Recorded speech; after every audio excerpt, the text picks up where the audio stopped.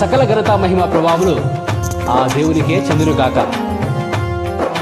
Mark సువార్త, Marcos అంటారు, 14 అంటే 14వ అధ్యాయంలో 61, 62 మనం గమనించినట్టయితే హై ప్రీస్ట్ అంటే ప్రధాన యాజకుడు యేసును అడుగుతాడు, ఆర్ యు ద మెస్సయ, నీవు క్రీస్తువేనా, ద సన్ ఆఫ్ గాడ్, నువ్వు మెస్సయవేనా, the son of the blessed అని అడుగుతాడు అనమాట.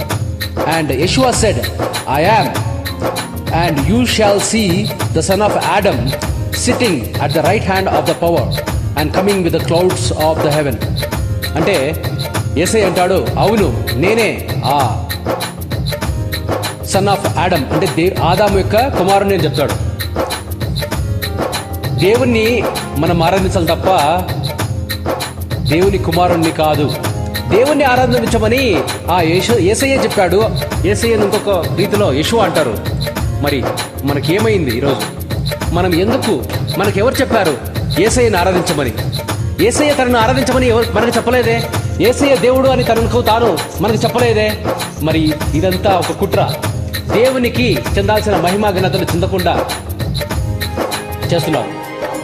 ఘోర పాపినైనా నేను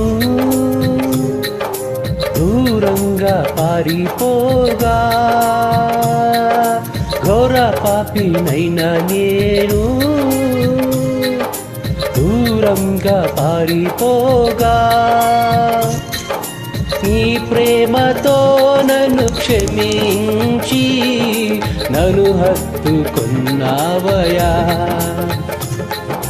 నీ ప్రేమతో నన్ను క్షమించి నన్ను హత్తుకున్నావయా. ఎంత మంచి దేవుడవయ్యా,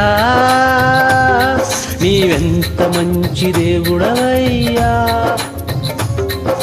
చింతలన్నీ తీరేనయ్యా నిన్ను చేరగా, ఎంత మంచి దేవుడవయ్యా, నా చింతలన్నీ తీరేనయ్యా నిన్ను చేరగా, ఎంత మంచి దేవుడవయ్యా. మీరు లేకుండా నేను ఈ లోకంలో బ్రతకలేను,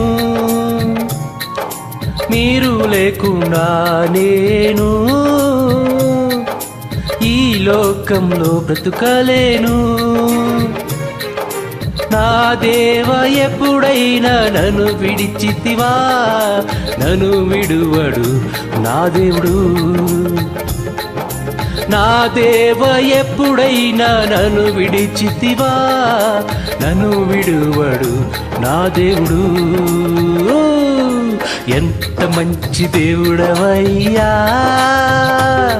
నీవెంత మంచి దేవుడవయ్యా,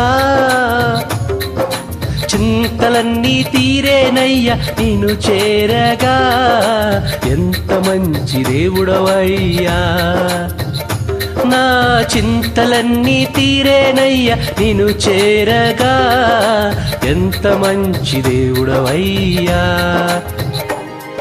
ఆ దేవుడే మన దేవుడు. దేవునికి తప్ప వేరే దేవుడు లేడు. యేసయ్య దేవుడు కాదు, దేవుని కుమారుడు మాత్రమే. యేసయ్య చేసిన రీతిలో, చెప్పిన రీతిలో మనం నడుచుకుంటేనే మనం క్రైస్తవులం. అర్థం చేసుకోండి, నేను యేసయ్యకు వ్యతిరేకిని కాదు. యేసయ్య చేసినట్టు చేసే యేసయ్య బిడ్డని, దేవుని బిడ్డని.